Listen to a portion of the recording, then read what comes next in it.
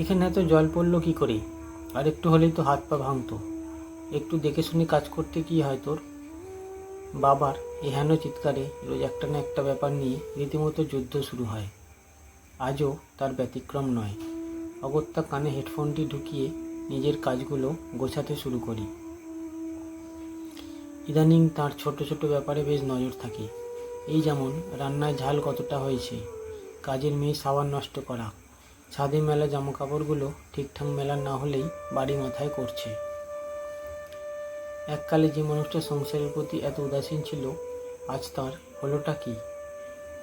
মা, তোমার মনে হয় না বাবা সব ব্যাপারে নাক গলিয়ে তিলকে তাল করছে? আমার এরম ঝামেলা আর ভালো লাগছে না। মা আমার দিকে না তাকিয়েই জিজ্ঞেস করলো, মামন, তুই কতদিন হলো চাকরি করছিস রে? আমি বললাম, কেন মা, এই তো সবে 2 বছর।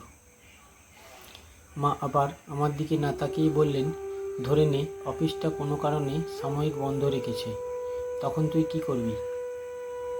আমি প্রায় চিৎকার করে উঠে বললাম, পাগল হয়ে যাব পুরো।